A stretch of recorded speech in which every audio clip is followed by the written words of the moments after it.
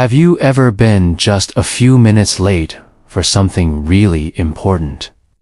Maybe you thought, it's only 5 minutes. What's the big deal?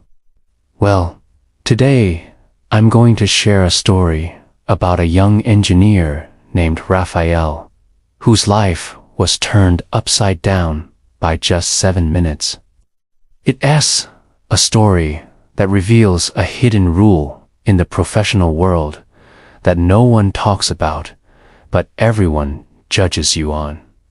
And trust me, understanding this rule can be the difference between landing your dream job and facing endless rejection. Raphael was a brilliant software engineer, a true talent in his field. He had just graduated and was on the hunt for his first big break. One day, he landed an interview with a top-tier tech company, the kind of place every engineer dreams of working at. This wasn't just any interview. It was the final round, the one that stood between him and a life-changing career. He spent weeks preparing. He researched the company inside and out, rehearsed his answers to every possible technical question, and even picked out the perfect outfit. He was ready to conquer the world. The morning of the interview, Raphael woke up early. He felt a surge of confidence. He had everything planned out. He double-checked his route, gave himself plenty of buffer time, and set off feeling calm and prepared. But then, disaster struck. The kind of disaster that's completely out of your control. A sudden, unexpected traffic jam brought the highway to a standstill. He watched the minutes tick by on his dashboard, his heart pounding faster with each passing moment. His buffer time evaporated. He was going to be late. He finally burst through the doors of the tech company, 7 minutes late. He apologized profusely to the receptionist, his face flushed with embarrassment. The hiring manager, a man named Mr. Harrison, greeted him with a polite but unreadable smile. The interview itself went surprisingly well. Raphael felt he nailed every question. His technical knowledge was sharp, his passion for the industry was evident, and he felt a genuine connection with the interviewers. He left the building feeling a mix of anxiety about his tardiness and optimism about his performance. He hoped his skills would outweigh his 7-minute mistake. A week later, the email arrived. It was a rejection. A cold, standard, "Thank you for your interest. But we've decided to move forward with other candidates." No feedback, no explanation, just a closed door. Raphael was crushed. He couldn't understand it. He had been so sure, so close. This rejection hit him hard and planted a seed of doubt in his mind. He started to question his own abilities. Was he not as good as he thought? He picked himself up and continued his job search, but the rejections kept coming. One after another, companies turned him down. With each rejection, his confidence plummeted further. He would get to the final round, feel like he did great, and then nothing. It became a vicious cycle. The initial unexplained rejection had created a self-fulfilling prophecy. He started second-guessing himself in interviews, his anxiety palpable. The once confident engineer was now a shadow of his former self, lost in a sea of self-doubt and confusion. He couldn't pinpoint what he was doing wrong. Months went by, and Raphael was on the verge of giving up. One evening, he was scrolling through a professional networking site when he saw a post from a senior engineer who worked at that first tech company, the one that had started this downward spiral. Desperate for answers, Raphael took a leap of faith. He crafted a polite message, introduced himself, and asked if the engineer might have any insight into why he was rejected. He didn't expect a reply, but to his surprise, the engineer, a kind man named David, wrote back. He remembered Raphael's name. David agreed to a quick video call. He started by praising Raphael's technical skills, confirming that the entire interview panel had been incredibly impressed. "You were, without a doubt, one of the most technically gifted candidates we saw," David said. Raphael's heart skipped a beat. If that was true, then why? Then David delivered the bombshell. The decision came down to one thing. He explained gently. "You were 7 minutes late." Raphael was stunned. 7 minutes. This pain, all this self-doubt, over 7 minutes.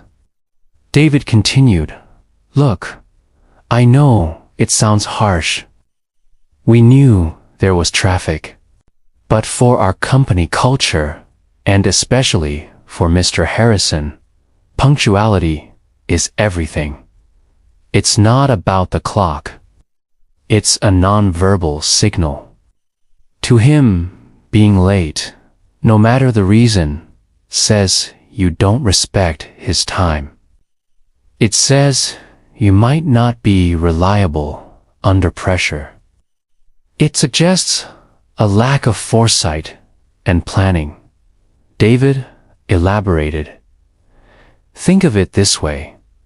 We had another candidate who was just as qualified. She arrived 15 minutes early.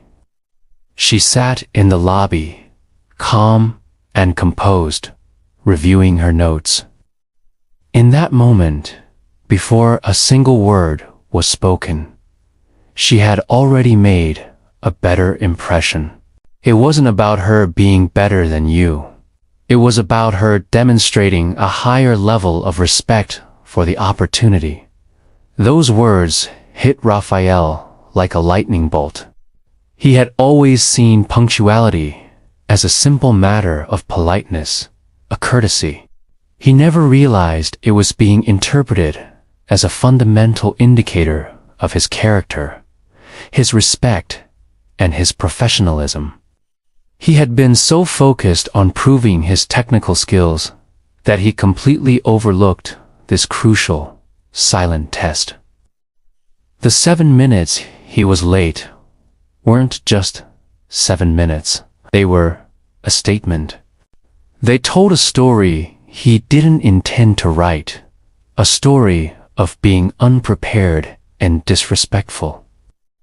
This conversation was a turning point for Raphael. He thanked David profusely. It was a tough pill to swallow, but it was the medicine he needed. He realized his problem wasn't his skills, it was his mindset. He had viewed his time as his own, but in the professional world, time is a shared currency. Being on time isn't just about not being late. It's a promise. It's a promise that you are reliable, that you are prepared, and that you value the other person's time as much as your own. From that day forward, Raphael adopted a new philosophy. Punctuality became his personal code of conduct. For every appointment, every meeting, every interview, he aimed to arrive 15 minutes early. This wasn't just about avoiding being late. It was about taking control. It gave him time to breathe, to center himself, to walk into any situation with calmness and confidence instead of frantic anxiety. He treated every scheduled time not as a suggestion, but as a solemn commitment. This small shift in behavior had a massive impact. With his newfound understanding, Raphael's confidence began to return. He went into his next interviews with a renewed sense of purpose. He was no longer just a skilled engineer. He was a professional who respected the process.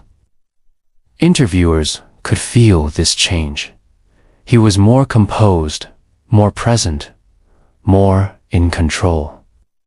His answers were still brilliant, but now they were delivered with an aura of reliability. And then it happened. He had a final interview with another exciting tech company. He arrived 20 minutes early, used the time to go over his notes in a nearby coffee shop, and walked into the building 10 minutes before his scheduled time, calm and ready. The interview was a success. A few days later, he received a call. It was a job offer, his dream job. When the hiring manager gave him the feedback, she mentioned his impressive skills. But then she added something that made him smile. She said, "And we were all impressed by your professionalism.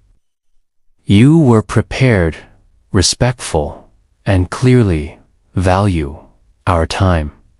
In that moment, Raphael understood the true power of that 7-minute lesson. So, what's the real takeaway from Raphael's story? It's that, in life, and especially in your career, the little things are the big things. Punctuality isn't just about watching the clock. It's a fundamental expression of respect. It's a silent message that says, "I value you. I value this opportunity, and I am a person you can count on." Being late, even for a very good reason, sends the opposite message. It can plant a seed of doubt in someone's mind that all the talent in the world might not be able to overcome. Think about your own life. How do you treat time? Do you see it as a flexible guideline or a firm commitment? Raphael's story teaches us that respecting other people's time is one of the most powerful ways to earn their respect in return. It builds trust, it demonstrates reliability, and it opens doors that might otherwise remain shut. Don't let a few minutes rob you of your biggest opportunities. Plan for the unexpected, honor your commitments, and make punctuality a cornerstone of your personal brand. It's a simple change that can make all the difference. Thank you so much for watching. If this story resonated with you, please hit that like button and subscribe for more content that helps you navigate your career. I'd love to hear your thoughts in the comments below. Have you ever had an experience where punctuality made a huge difference? Share your story. Until next time, stay on time and keep striving for success.